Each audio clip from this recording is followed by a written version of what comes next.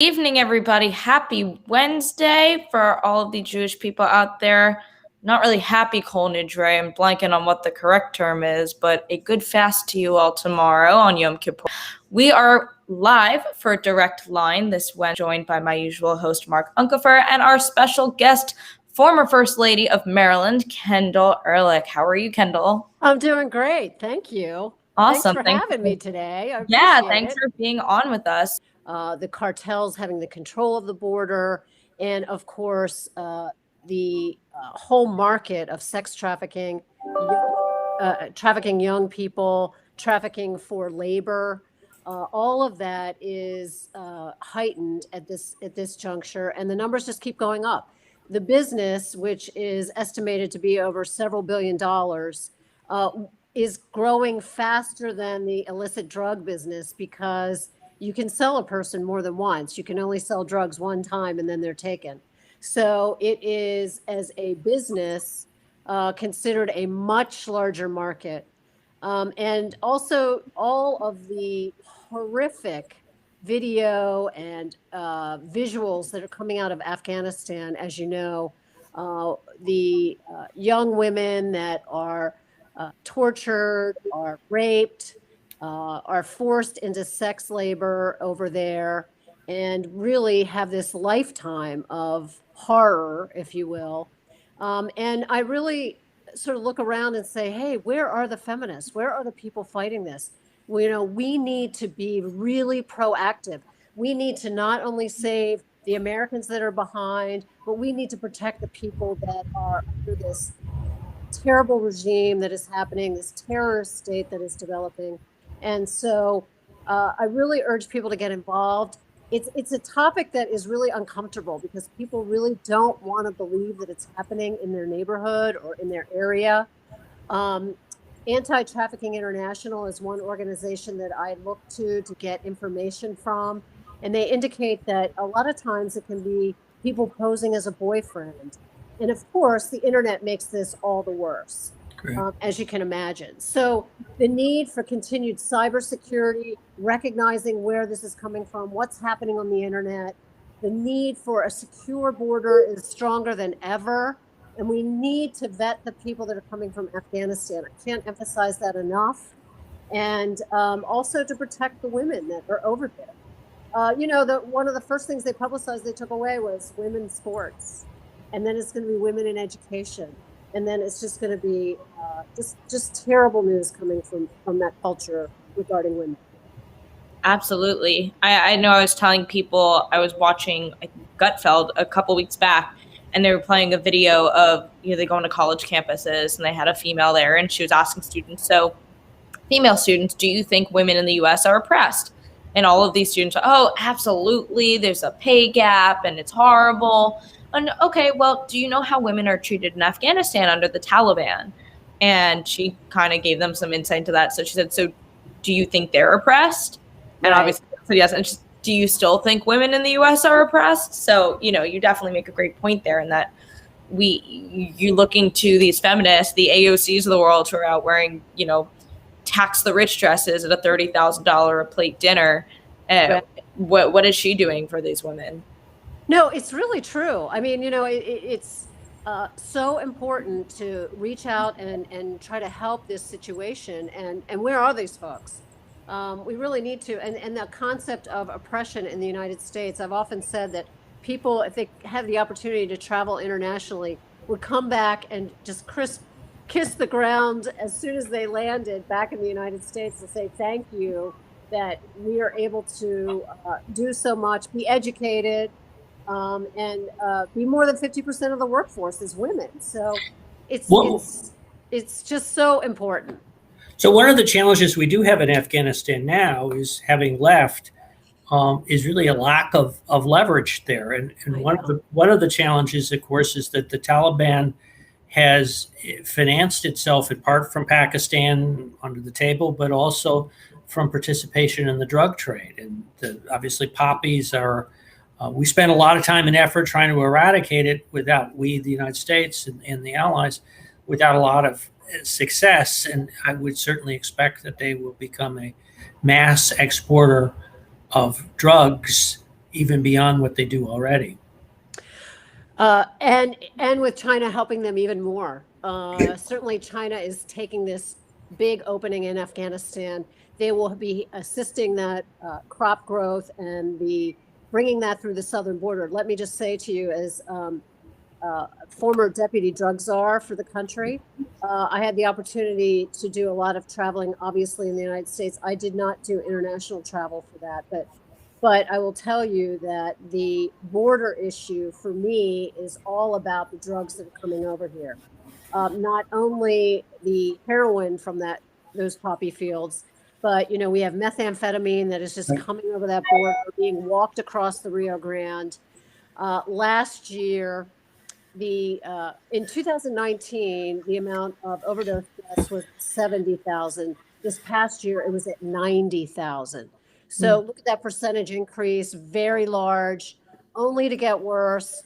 Again, people don't like so much to talk about it, but most American families have been afflicted by addiction.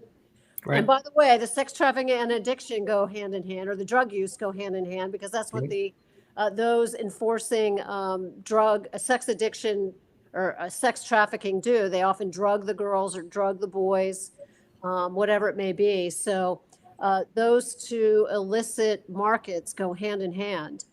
I will say that the drug issue, I believe, is going to get even worse if you travel down the Appalachian corridor in America, in towns that have really sort of don't have that manufacturing base, don't have that job base. Much of those areas are very depressed economically, and as a result, drug cartels take advantage of that, and many of the people get hooked on methamphetamine, opioids, whatever it may be, and a lot of devastation in those areas from drugs. It's really tough to see, but you can see it. It's palpable. And so, a lot of criticism of the Trump administration, but in this area, he gave more money and more, talked about addiction more than any other president previously, and really did it for supply and demand. Certainly going after the drugs, and the Coast Guard was very involved in seizing the drugs, and we had some of the largest seizures ever during that administration. That needs to continue. Of course, he protected the border, which is one of the most important things you can do, because for a long time, the opioids were coming in through the mail. And when we got on top of that, then they started coming in through that southern border. And right now, I can only imagine how many drugs are coming over through that southern border. And Afghanistan will be smart about it. They'll come through the southern border. So it's going to continue. It's going to be very difficult. My family personally has been touched by an overdose from fentanyl, which the Chinese are very, that's what they do. They produce the fentanyl, they get it through the southern border, and the opioids are laced with that, and it's deadly. You referenced that before, and you might want to expand on the role, I think the expanding role, as I understand, of China in the fentanyl trade and sort of driving down the price and the impact it has on expanding addiction. Yeah, well, President Trump had negotiated, and also we were labeling fentanyl as a type of drug that needed to be controlled as a controlled dangerous substance. And we were in the process of doing that. I'm sure that the Biden administration has stopped all of that. So it's been really important. The Trump administration was holding China accountable on the fentanyl, on what they were doing and what was happening. So we were able to stop that mail drive through to the coming into the country. And again, because of his stance on the border and his strong stance on the border, we were making some strides at the border regarding fentanyl as well. But at this juncture, it's the cartels are in control, and they continue to do that, as well as produce methamphetamine, which really devastates the middle of the country. It's just terrible, and they're actually bringing more and more of that even to the East Coast. We never used to hear about that. I was a drug court prosecutor for many years, So we really did a lot of work with treatment. This is the other thing that many people who might be listening need to know, that opioids respond to medically assisted treatment. So you can do things like Suboxone and other drugs that will respond and help people get off of addiction. But methamphetamine is not responsive. It's responsive to medically assisted treatment. So that's very difficult. It's very difficult to get off of that. And it's behavioral based, which tends to be more difficult. So how is this, you said we're starting to see that more and more on the East Coast in areas like Baltimore City. How has that been affecting us? And has our local leadership been doing anything to stop it? Well, I know that there's been a huge influx on the Eastern Shore. And yes, they are trying to do the best they can. But, I mean, we're in the middle of defunding police, for God's sake. So, they're trying to do the best they can with what they have. As for Baltimore City, I don't know. I think that the country's in real trouble with their cities, with their Philadelphia, San Francisco, Chicago, the murder rates and all the association with the gangs and the shootings and drug driven, by the way. The series Dope opens up to Baltimore. Baltimore is the capital of the opioid crisis. And so to the extent that we have a prosecutor that doesn't even want to prosecute simple possession, it starts at lower levels from my perspective. And I spent lots of years in the criminal justice system, but you have to prosecute the lower crimes, and then you have to prosecute and make a real commitment to those that are putting this poison out in our communities, to really working with the feds, getting federal time, and getting these people off the streets. So I don't know where the answers are with that, because what I see is much more leniency with prosecutors. And during COVID, when COVID outbreaks were in institutions, letting out people that had been involved in the drug trade and lessening those crimes. I think it's a big mistake. It's a big mistake long term.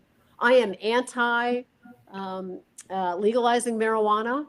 And most of the people that have worked in the industry from the recovery side and trying to help people that have been addicted, most do not think that legalizing marijuana is a good idea, because it's just going to lead to use of more intense drugs, and it's going to lead to those that become more violent from those drugs. It's interesting. Many of the woke, you referenced the woke prosecutors, including the one in Baltimore City. Yeah. One of the things that they've done is to stop doing, not all, I mean, but generally cutting back on possession prosecutions. Mm-hmm. And sometimes this is presented as being how shall I say, more humanitarian. But I mean, your experience as a drug prosecutor really is just the opposite, because very often a possession arrest can be the catalyst to get into some kind of rehabilitation program. That's exactly right. And that's how our court worked, actually. Right. I was in the district court in Anne Arundel County. And so it was misdemeanor crimes, possession, many thefts, by the way, because that's how people support their habit. So if you have a person who has a ton of thefts in their background, it's generally indicative of a drug problem.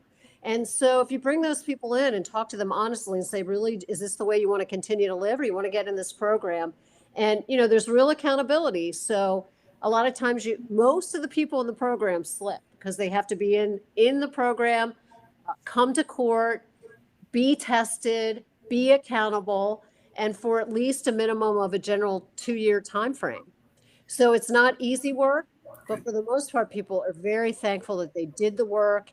And it really is the catalyst for them to get off of the drugs. I will also say to you, because as I indicated in the Appalachia area and other areas, people also say, when I'm really busy, I don't think about getting high. So that translates to when I really have a job and I have purpose, it's really helpful for me in the process of getting off of this poison. So I am a huge proponent of alternative courts, and I agree with you that possession cases are a great place to start that. Instead of, being in district court where you have felonies, although we had a felony circuit court, drug court, and there was a lot of successes there. But we really did manage to have a lot of success, and we saved lives. I mean, if someone came in and was positive for fentanyl, we got them inpatient immediately. And this state is pretty lucky. We have a lot of good resources for recovery centers, inpatient and outpatient, and specialized for women, specialized for pregnant women. So we actually really have a lot of good resources. I think we should continue to do that. And I wish that these woke prosecutors would see the light and recognize that these lesser crimes, these misdemeanors lead to felonies. They know that. They know that. And hopefully there can be a change of heart. Yeah, and to your point about, when these people have jobs and they have a purpose, it really gives them something else to really work towards instead of sticking with a drug addiction. I feel like a lot of small business owners feel hesitant towards hiring people who they could really be saving and saving a life in doing so. And with so many jobs available right now, is there a way that we can get that message out to business owners and have them partner? Are there people that they can partner with, organizations they can partner with to say, yeah, like my restaurant, we're really, really short staffed and we'd be happy to take these people on and help give them purpose and, beneficial arrangement? Well, we had a peer support people in our court to try to do just that, to say to these, what's really interesting though? So many people in business, they either know someone who was addicted, they had addiction issues themselves, or they have family members. I mean, really, most people have an open heart to say, okay, I was down on my luck at some point in my life. And so I am happy to give an opportunity to somebody else, but we're going to hold you accountable and we're going to hold a tight rein on you. And we're going to make sure that you're doing what you're supposed to do for this particular position. And that's what we're going to do. But for the most part, we had lots of employers that were really, Home Depot's comes to mind. They were really great about taking on people that had addiction issues and that kind of thing. So I think it's the way that it's approached within the community. And I think sometimes I'm actually a proponent of peer support. I'm a proponent of government money that's effective. And certainly the program that I was involved in, it was really effective. And I'm a proponent of that model. And so hopefully there can be more of that. Some prosecutors are hesitant. They think that people should be punished for their crimes. But when it comes to an addiction, that's a different aspect. It's a different animal. People really do need help to get overcome. And that addiction process includes alcohol, by the way. Mm-hmm. DWI court and a DUI court that really helped to get people that had strong alcoholic addictions off the road. And that's really important too for all of us that drive. Absolutely. And it's definitely changing that mindset of the dealers are criminals. The victims are victims. They're sick. They need help. They're not criminals. They need help. That's exactly right. And the dealers really need to be dealt with.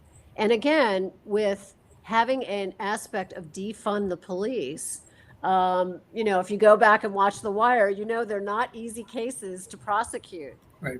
You often need wiretaps and you need, they're crafty. They're very shifty. They know how to get around. They know how to do burner phones and this, that, and the other. And they know how to get around the system. So, we need people that have real expertise in that. We have to develop that. And that doesn't mean defunding that police. That means increasing aspects, making sure the technology is there, making sure that they're armed as the cartel is. So it's important to really support the police in that regard. And so I really hope we get over this mindset of defunding police. We need to recognize, and how ironic, the people that need the police the most are in the most vulnerable neighborhoods and where literally people are locked in their house because of the drug gangs and because of what's happening in these inner cities. I really wish that people would protest to take over and to save our inner cities. You know, Chicago and Baltimore should have people protesting those shootings every weekend. It's appalling what happens. It's appalling, the death, senseless, innocent death that's going on. And of course, there is, unfortunately, sort of a connection that some people outside Baltimore, or outside the cities in general, make to the drug trade and the murder trade, overlooking how many victims there are in the city. I mean, I think there's a tendency to kind of distance themselves in a way that's completely inappropriate. That doesn't really reflect the fact that so many people are hit by stray bullets or caught in a crossfire, or drawn into a situation that they really kind of got out of control. That addressing the issue is really both drugs and the murder rate really needs to be dealt with all together at the same time. It really does, and it's almost frightening how we've been desensitized to it. Every Monday morning, I'll listen on the radio. Oh, X amount of shootings right downtown. And I remember my kids seeing the show Dope in Baltimore, thinking, that's really only 40 minutes from us. And I said, yeah, and it's here in America. And it's these beautiful cities that are just being run over by that surge and that sort of poison that's taking over, as well as homelessness and just this sort of rot that's taking over our cities. And I really hope that we get a grip on that. And as we all know, working hard in politics, here in Maryland at least, it takes leadership, and it takes people really wanting to change that. And I don't know what it's going to take to wake up sort of a one-party system here in Maryland that says, hey, we really need to do this, because we have generations of kids that are A, dying, and B, see no hope. And that's not what the American dream is about. So I really hope that at some point there's a wake-up call that says, hey, this isn't going to do, and I'm not just going to toe the party line, and I'm not just going to repeat what somebody says that we should do, because it's not working. I think things like Kim Klasik's ad, make such a hit because all she's doing is shedding light on reality. And to ignore that and not do anything about it, I just don't understand it. I don't understand it. We just had this recall election in California, beautiful state, and it's just being run into the ground. It's just terrible what those cities are facing. So I don't know what it's going to take, but we really need some redirection. It's fascinating to look at the experience of New York, though. Obviously, there was a change in leadership, election almost 30 years ago of Giuliani.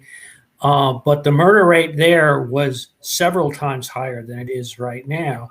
And police, criminal justice, and were able to bring that down, and to a dramatic degree.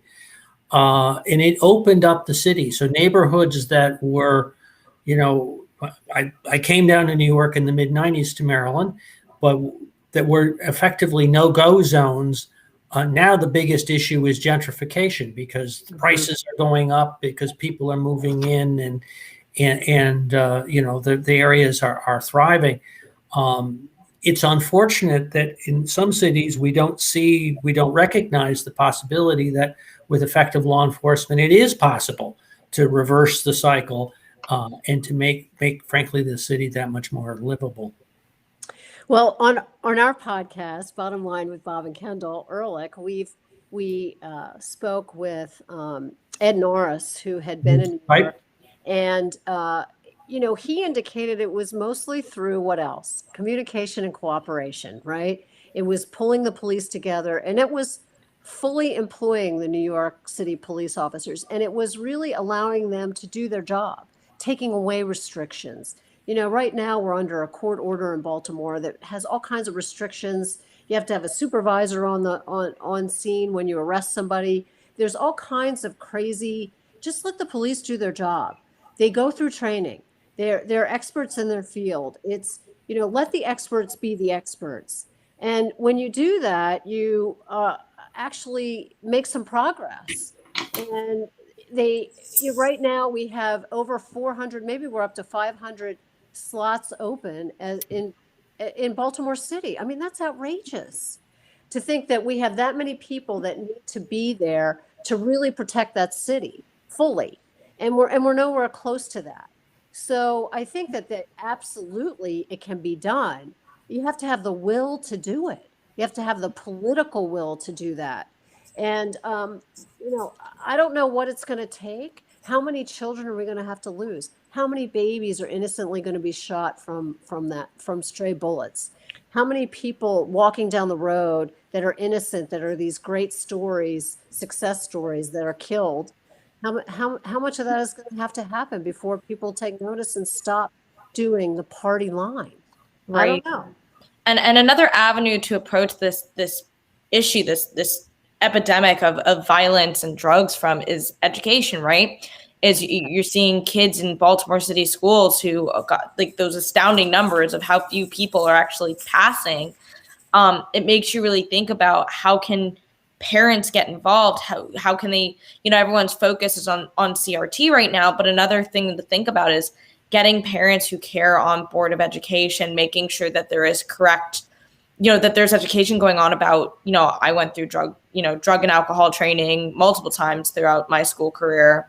And are we doing enough in the schools, in the public schools, to teach about this? And it blows my mind still to see people around my age smoking cigarettes when every day since kindergarten they've been shoving it down your throat. Like, this is a diseased lung. You don't want that.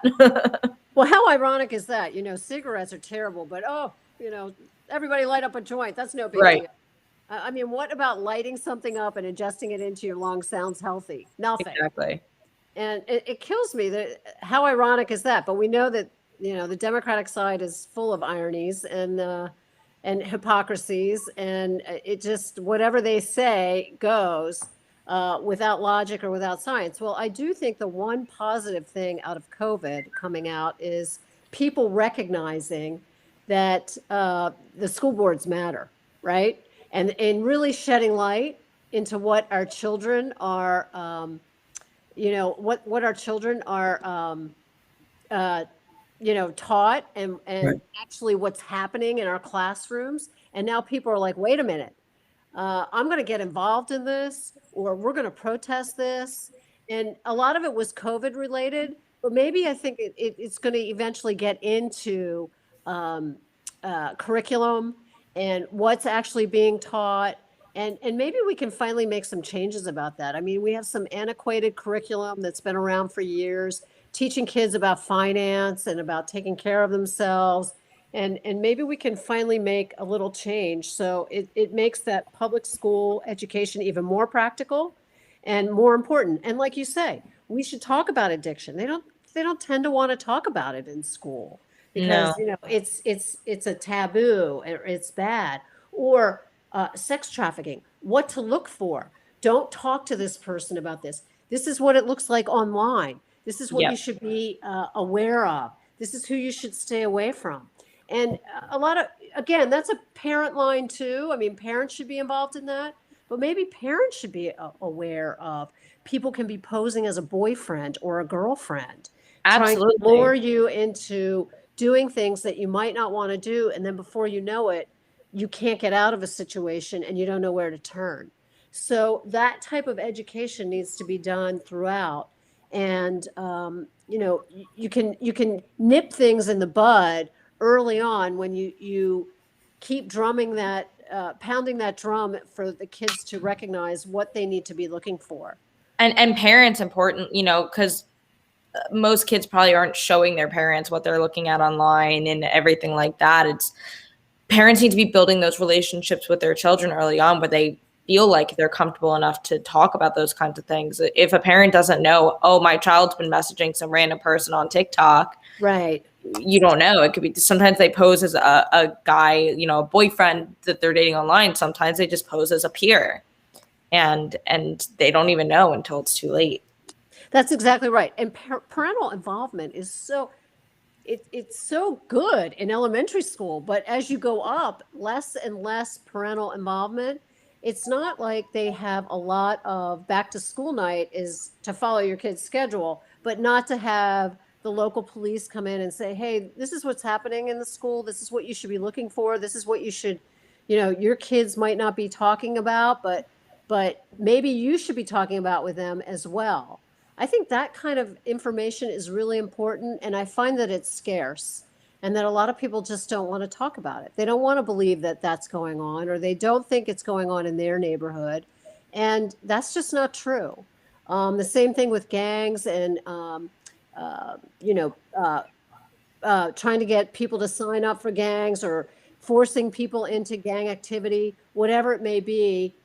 They know where the weak links are and where to look and what type of kid to look for. And so I think that's important to say too. Listen, this is what's happening. This is what we know. This is what the police are looking at in your community. So hopefully that information is getting out there.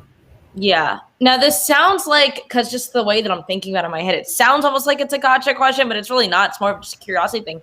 We saw over the past couple of weeks now this implement of what is probably very much unconstitutional, this vaccine mandate from the Biden administration. But it makes you think about, I have a very good feeling that's going to be called unconstitutional, but in the event that they're like, oh yeah, that's totally fine. What is stopping a government from outlawing? If we're now deciding it's up to the government to tell us, we have to put certain things in our body, why are we not? Where's the line? Is there a mandate then where we can use that for good and say, okay, cigarettes, no. Obviously a lot of these drugs are already illegal and people are going to find them if they want them, but can that be done for things that we know are bad for us and bad for our children, like cigarettes? Well, essentially cigarettes, they were very effective in their campaign against cigarettes for the most part. I know whenever I see somebody smoking a cigarette, I think they're still smoking cigarettes. Why would they be doing that? Right. But they are addicted to that tax money, as you know, with that. So I don't know that they're going to want to get rid of it. I think they're going to want to tax it and get that dollar for it. Again, that's sort of the legalization of marijuana issue. It's kind of considered, I guess, not a joke, but you can get marijuana if you want to. Just like you said, it's illegal still in many places, or the whole illicit drugs that are illegal, that remain illegal, that you can get at certain places. But by the same token, I think that legalizing that makes it even worse, makes it even more available, but there's an argument that they want those tax dollars. And that's one of the big ones for marijuana. As for the government mandating things, it's going to be interesting because this is certainly going to be one fight. How far they go with anything else is going to be another fight. So one might argue that, to play devil's advocate here, that when it's public health, it's different. For example, we have vaccines for kids to go to school generally, measles, mumps, all of those vaccines that our children are given to go to a public school because of public health issues. Public health may be a different line than something else.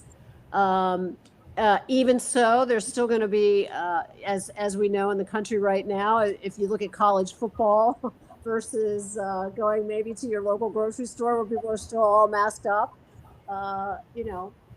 masked people versus unmasked people. But many of the unmasked people have been vaccinated. Is it our fault that the vaccines apparently don't work fully? So I don't know. I don't know where it all ends. I do know that I'm really glad that public schools are back in. Yeah. It's really important for our kids. Talking to my pediatrician, she said she did not have one child die of COVID, but the mental health issues were through the roof. So I think it's important. Another thing we've learned through COVID is that we probably socialize kids pretty well, and that socialization process through 12th grade is important. That's for sure, especially for their mental health and how our society works. I think we're going to learn down the road some of the collateral impacts of COVID, some of the issues you've talked about, mental health issues, certainly educational equity is going to be a challenge when we look back and recognize that, there were the parents that had the resources to put their kids in pods, and then there were the parents that really weren't in a position to follow. I mean, there was going to be a range of outcomes, and I think we're going to be grasping them down the road. I did want to come back to, one of the pauses that I would have of when you justify things on a public health basis, there's a kind of slippery slope, to use that old cliche, of applications for that. So there are those who would, for example, use public health to go to do gun control issues. Right. Oh my God, yes. Or I think of a mayor in New York who wanted to ban supersizing drinks because of public health. I mean, there's a sense then that individuals can't really be trusted with their own choices in the name of public health, A, and B, that government has an interest in what people do because their contribution to healthcare costs. And I think a lot of people are very much on edge as a result of that, as to will things get pushed too far. I think that COVID generally has brought out more of a mistrust of government, for sure. Maybe it's because of my own thinking or those around me, and those that I'm around have a stronger mistrust for government. Because what if we've seen such contradiction, and we've seen science politicized completely, when at least I think all of us have grown up with the idea that with science, you had an experiment and you had results, and they were factual. Well, now we have no idea what to believe. And we've confused believing the scientist for, quote, science, and we've kind of confused the two. Assuming trust the science is really a kind of code word for do whatever the scientist tells you to do, irrespective as to whether or not they've gotten any, data. Right. Yeah, facts. Facts.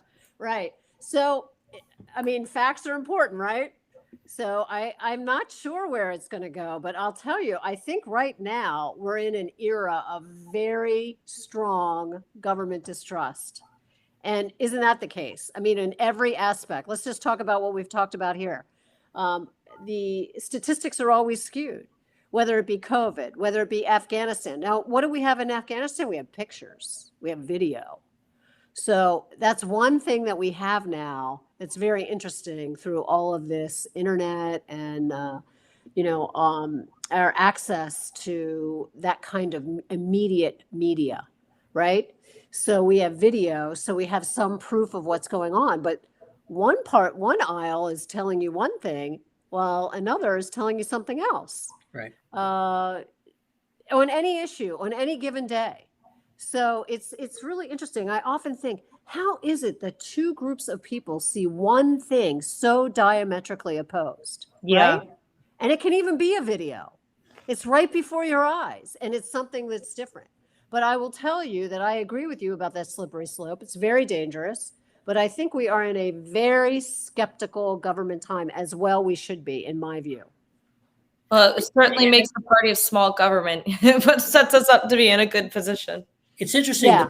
The public health community, and I think particularly the CDC, has probably not done itself any favor by responding to the skepticism by doubling down on an argument of you have to trust the experts. And perhaps it might be a little better to step back from that to do a better job of sort of making the case of, look, here's your possibility of getting COVID without the vaccine. Here's your possibility with it.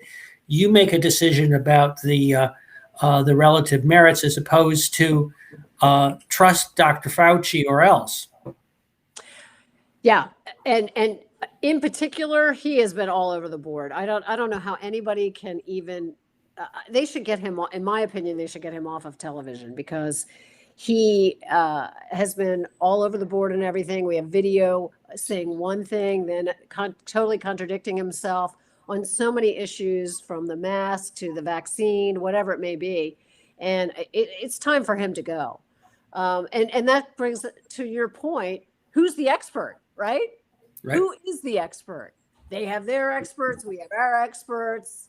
It all depends on your point of view on which nightly opinion show you're watching. So I don't know, but I do think the skepticism is healthy and it is strong. Yep. Very, very strong on all levels. Afghanistan, look at what happened in Afghanistan. How many questions do you have? We should be in, there should be congressional hearings every day on what happened, why it happened, who made the decisions, who's pulling the strings. Well, and now we have Woodward's book that just came out that's giving us even more questions that we have answers, especially surrounding General Milley, and now people are calling for his head. It seems like every day there's another crisis coming out of this administration, and that level of skepticism is continuing to rise. But we were talking about opinions in news shows and what have you. You and your husband have a podcast. Can you tell us a little bit about that and how we can access that, the Bottom Line podcast? Bottom Line with Bob and Kendel Ehrlich, and we're on Spotify and Apple. And, we talk about politics. What else, right?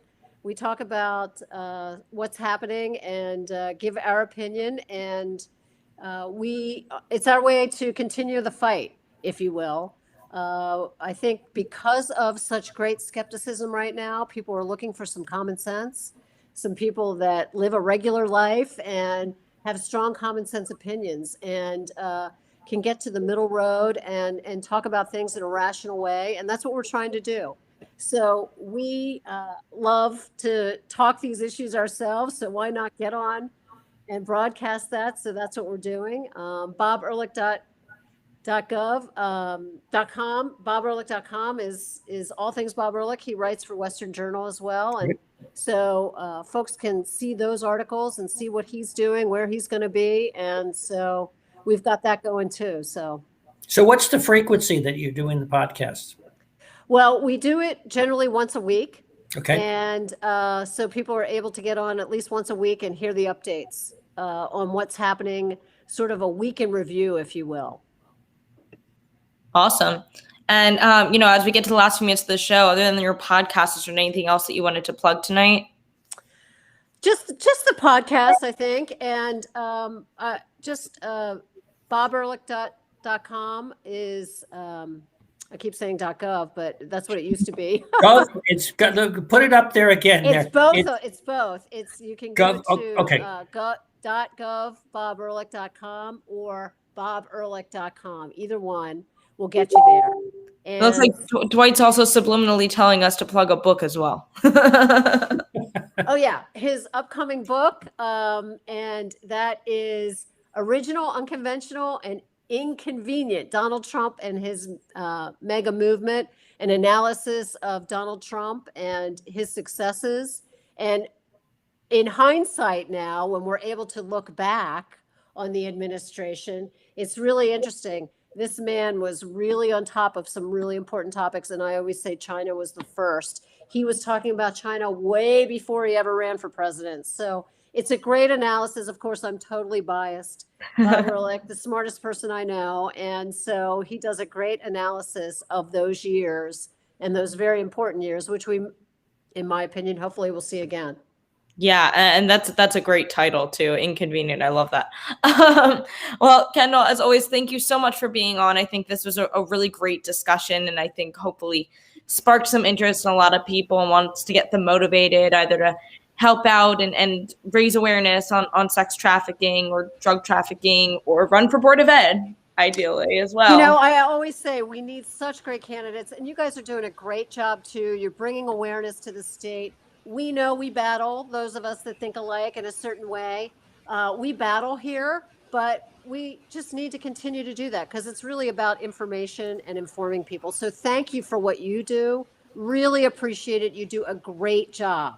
Thank you so much. And Thanks I did want to end tonight as well by wishing a very happy birthday to one of our other hosts, Don Irvine. Don't know what he's doing. I'm sure he's got better things to do than watch this on his birthday, but happy birthday, Don. And thank you, everybody, for watching. We will be back next week with another special guest. Thank you.